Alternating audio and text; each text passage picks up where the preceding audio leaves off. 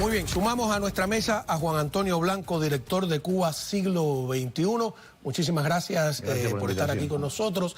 Y yo empato el mismo tema que estaba hablando con el comisionado del condado, Kevin Marino Cabrera, de esta noticia tremenda de 850.000 cubanos llegados en menos de 3 años, 2 años y tanto, aquí a los Estados Unidos solamente. Tiene muchas lecturas. Una es que a esos 850.000 cubanos hay que sumarle los 20.000 que están en Uruguay, los que se han ido a España, los que han ido por Guyana, los que están haciendo la ruta por Nicaragua ahora mismo. Que en resumen dicen que es un descenso de la población de 18% de la población. Cuba, que no, a mí me extrañaba, hace 30 años que estaban diciendo que tenían 11 millones, ya no es que están en 10 o en 9, están en 8,6 millones de habitantes. Entonces, antes de analizar el impacto aquí, me gustaría, usted como estudioso, el impacto dentro de Cuba de ese vaciado de población en edad laboral. Bueno, el impacto es, en primer lugar, capital humano. Todas estas personas tienen habilidades, una más que otra, obviamente, pero una buena parte de las personas que se van son las que más expectativas tienen de poder llegar a otra frontera y buscarse un empleo e insertarse en otra sociedad. Por lo tanto, la gente que tiene más capacitación son más proclives a emprender la aventura de la migración. La otra es el carácter emprendedor de esas personas.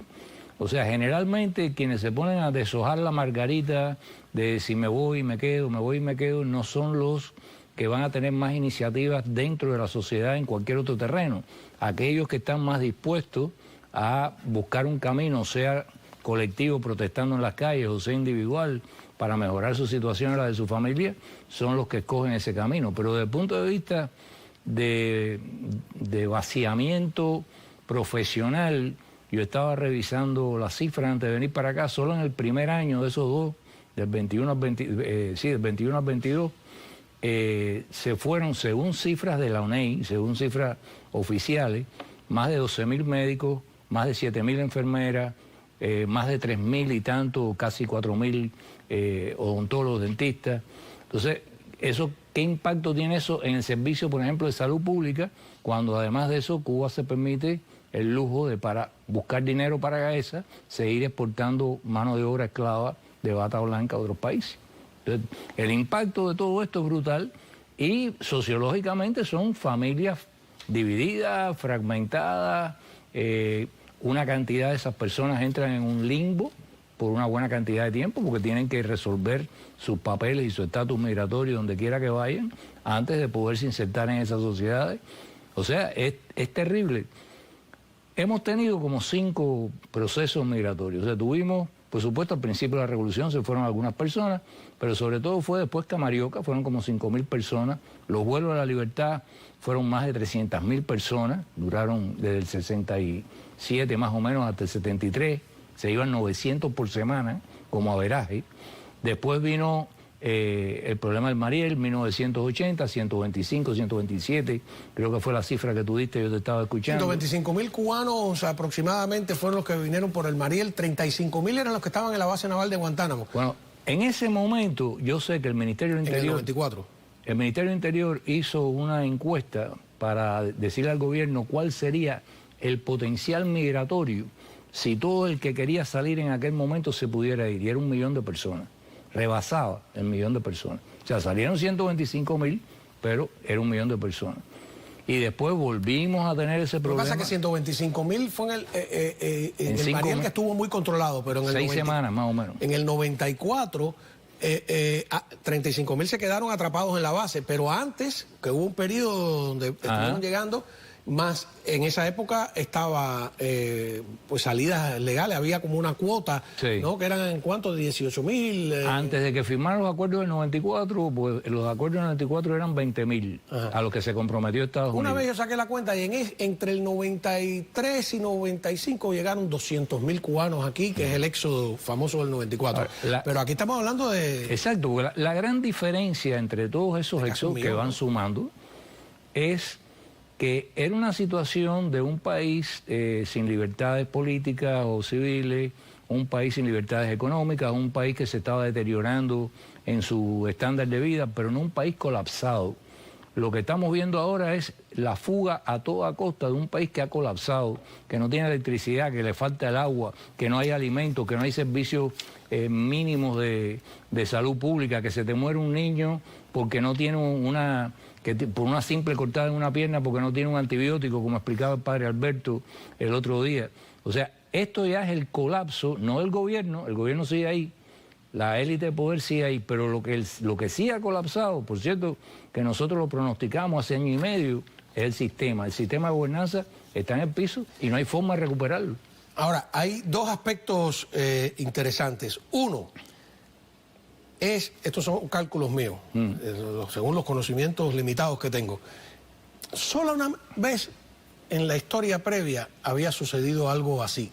Cuando los americanos en 1898 hacen un censo, que no se hacía, yo creo, desde la mitad del siglo XIX, descubren que había disminuido la población. Es la única vez antes de esto que el 10% de la población, por la reconcentración de Weyler, por la diáspora, había mucha gente que se había ido, por la guerra en sí misma y por una crisis sanitaria que se había desatado. Tuvieron la fiebre amarilla, cólera, hay desde antes, desde mitad del siglo XIX antes, está el famoso libro eso del cólera en La Habana, etcétera, etcétera. Una de las cosas que hicieron los americanos es una gran tarea de saneamiento de la isla. O sea, estamos hablando de que desde 1898 no sucedía algo así, de que disminuyera la población cubana.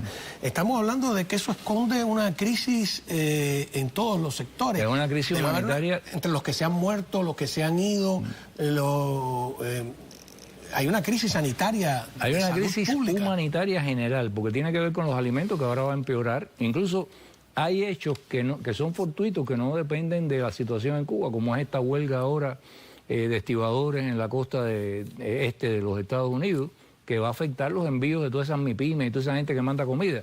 Al mismo tiempo siguen cometiendo estupideces. Por ejemplo, acaban de poner nuevos reglamentos para quitarle la tierra a los campesinos que hayan hecho una construcción en el terreno que les corresponde, si no está autorizada. Entonces imagínate tú un campesino que vive en un pueblo que tenga que coger un transporte inexistente para ir todos los días a las 5 de la mañana a empezar a arar su tierra y volver por la tarde con la puesta del sol. O sea, es una barbaridad detrás de la otra que lo único que hace es empeorar situaciones críticas de supervivencia de la población. Comida, agua, electricidad, para no hablar ya de la represión y la falta de libertad. Tú subes 4 cosas y te meten 15 años por la cabeza, como le pasó a la muchachita esa que por subir los hechos de las protestas por allá por...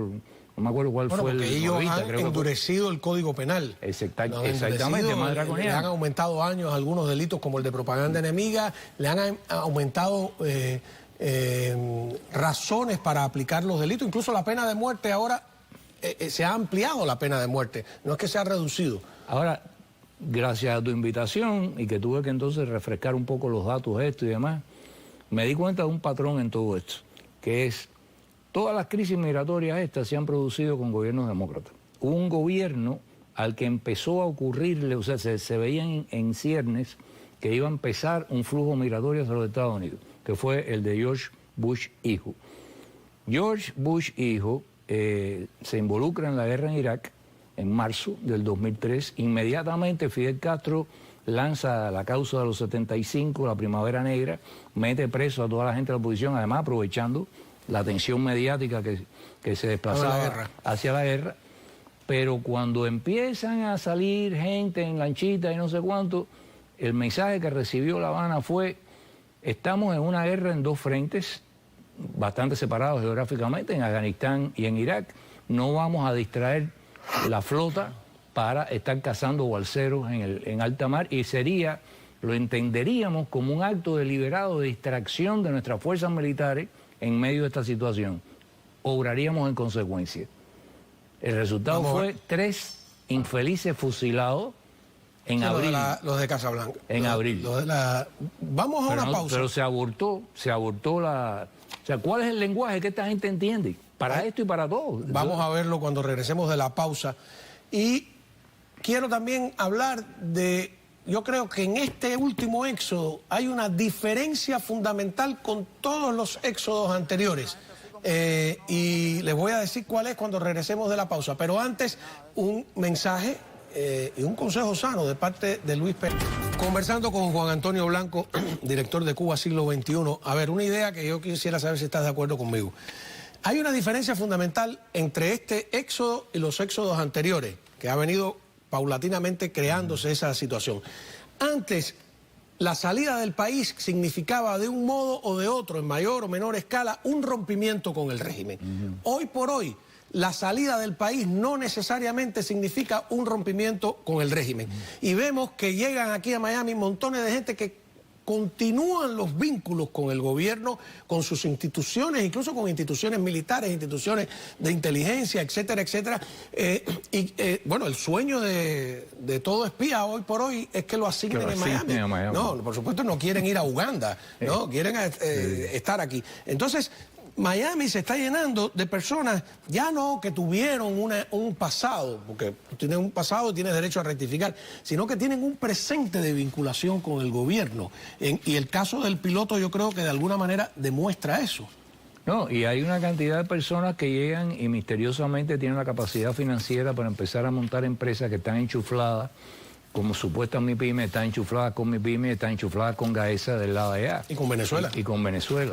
O sea, ahora mismo que ha habido una serie de presiones sobre las MIPYME, te das cuenta que las MIPYME que están siendo presionadas son las insignificantes, son las que realmente no llevan el centro del control financiero, del flujo que se está produciendo mercantil entre Miami, por ejemplo, y La Habana, o Cuba en general, sino son aquellas que la gente volvieron otra vez a apostar por este tipo de cosas y cayeron en el error de confiar, creyendo que esta vez iba a haber un sector privado, que al final no fue, como muchos de nosotros advertimos.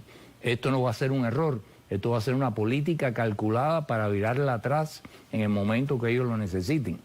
Y no era lo mismo que te dijeran, no, en esta ocasión te vamos a permitir legalizar la empresa, a que no te dieran ninguna garantía de que después te la pueden confiscar al capricho de Lazo o de no sé qué ministro o de Marrero, que se para en una tribuna y dice, no, y le vamos a confiscar el automóvil a los taxistas o la tienda, no sé quién. Entonces, ¿de qué te sirvió que te dijeran un papel legal de que tú abrías una MIPYME con esta o aquella garantía? Mira, hay mucha gente que he visto, no mucha, algunos. Conozco un caso específico de una persona que llegó aquí, que en el mundo de la agricultura, y a los 15 días sabía exactamente cómo conseguir cómo hacer una non-profit, cómo abrirla, cómo conseguir una ayuda del gobierno federal, etcétera, etcétera. A mí me parece muy extraño. Digo, oye, yo llevo aquí un montón de años y no tengo idea de a dónde es que hay que ir, cuál es la planilla, cómo hay que llenarla para no cometer errores, cómo conseguirlo, cómo tú tienes una ayuda del gobierno tan rápido. Oye, tienes que venir, me disculpa, pensé yo, entrenado para eso, ¿no? Porque efectivamente, al cabo del tiempo, esa persona regresó a vivir a Cuba. Vaya, digo yo, 2 por 2 es 4. Porque el régimen tiene que haber calculado que parte del dinero que se destinó incluso para tratar de democratizar el país, ellos se iban a apropiar de ellos, como creando, pues, medidas activas, personas con falsa identidad, etcétera, etcétera. Todo este éxodo se presta para eso, y no es que uno no quiera que nuestros compatriotas tengan el mismo destino y el mismo beneficio que tuvimos nosotros, es que es un relajo. No, pero es que además el día que en Cuba haya un Estado de Derecho que le permita a un privado acudir a un tribunal independiente para poder reclamar cualquier querella con el Estado, el día de que haya un conjunto de legislaciones que protejan tu propiedad para que no pueda haber confiscaciones arbitrarias, el día que tener una propiedad privada signifique libertad para fijar precios, libertad para exportar, importar, libertad para vender tus activos o vender los productos, libertad para crecer indefinidamente y no que te digan ustedes solamente pueden tener una segunda tienda o una tercera. Eso, y sin ningún tipo, además que tú tengas que pasar por un filtro de aprobaciones políticas donde interviene la seguridad del Estado para garantizar de que no se pueda convertir en negociante a alguien que pueda tener una mancha en su expediente de que es crítico del proceso o de los gobernantes y demás. Cuando se llega a eso, podemos discutir cuál es el destino de toda esta gente. Pero mientras tanto, Esto es una política deliberada para dar una imagen al exterior de que hay una apertura, poderse beneficiar de concesiones que se hagan, sobre todo por parte de los Estados Unidos. Y eso de que tú dices de entrenamiento, oye, por ejemplo, estaba aprobado que aquella delegación que vino aquí hace un año, una cosa así, de MIPYME, que venía una persona que resultó ser un agente de la seguridad del Estado, por el cual alguna gente fueron a la cárcel hace años atrás, fue denunciado por Chaviano y una serie de personas que fueron sus víctimas en ese momento, un tal David creo que era. Esa gente, por confesión propia, ellos se entrenaron en Cuba durante semanas para las discusiones que iban a tener aquí. Y eso yo sé cómo funciona, porque es lo mismo que hace con los académicos. Respuestas. Exacto, ¿no? O sea, si te preguntan esto, tú contestas esto. Y si no sabes contestar, se la pasas a fulanito, que es en esta delegación el que sabe contestar esa pregunta. Bueno, eso a mí me ha pasado como periodista, y tú dices, bueno, no es que uno ve fantasmas en todas partes, pero de repente con un tema nuevo tú vas a personaje A y le haces una pregunta y te responde una cosa. Y después vas al B, que no tiene nada que ver, y te responde exactamente lo mismo. Y vas al C, tú dices, aquí hay una orientación de responder. Las delegaciones, lo que han hecho con lo que hicieron con esa delegación es lo mismo que hacen con las delegaciones académicas que van, por ejemplo, a un congreso del ASA. Los reúnen antes. Yo me acuerdo, en el Comité Central los reunían previamente y tenían varias sesiones en el Comité Central donde se hacían esas preguntas, se distribuían las respuestas y quiénes las iban a hacer, y además tenían el guión de cómo guiarse. El gobierno de Cuba, si quiere levantar el embargo, lo puede levantar unilateralmente. Mañana mismo. Ellos, sin necesidad de que Estados Unidos lo haga. Vamos a una pausa ahí. Bueno, había dicho que una idea de cómo el régimen castrista puede levantar unilateralmente el embargo, por lo menos el embargo comercial, el financiero es otra cosa. Es muy fácil. Si el gobierno cubano mañana anuncia que ellos van a permitir la inversión de cubanos, de no cubanos, y que se va a quitar el Estado de por medio, que tú puedes ir ahora y hacer un negocio con tu primo, con tu hermano, en Guanabacoa, en Matanzas, donde sea, sin que el Estado sea el necesario intermediario y sin... pues, oye, no, esa ola no la para nadie. No para nadie. Eso es un cuento de camino. El embargo lo tienen puesto ellos no solo al pueblo, a los potenciales inversores. ¿Cuánta gente aquí nos ha quedado como la novia vestida soñando que le van a abrir? El otro día, de nuevo, hubo una reunión de unos diplomáticos con representantes, entre comillas, de la comunidad, para exhortarlos a que patrióticamente, solidariamente inviertan en Cuba. Y no hace ni un mes acaban de meter preso a un cubano-americano que tenía un negocio exitoso, un diplomercado, o creo que se llamaba así, diplomercado, y todavía no se sabe cuál va a ser la sanción que le van a poner. Le confiscaron todo. Son muy mezquinos, no quieren abrir nada. Pero además... Ni siquiera el ejemplo vietnamita, el chino, que siguen teniendo el poder el Partido Comunista, pero que permiten un poquito de aire a alguna gente, nada de eso. Esos estados son estados autocráticos, si tú quieres, estalinistas desde el punto de vista político, pero con mercado. Bueno, y esto es una mafia. Dictaduras de mercado, y esto es un que son peligrosísimas también, por cierto. Esto es un totalitarismo. Pero ni eso. Muchísimas gracias, Juan Antonio Blanco, por haber estado con nosotros. Les recordamos que estamos también en la radio, la 1260 AM en su dial, de 3 a 5 de la tarde. Ahí tenemos espacio para ampliar mucho más estos y otros temas. Así que nos vemos muy, pero muy buenas noches.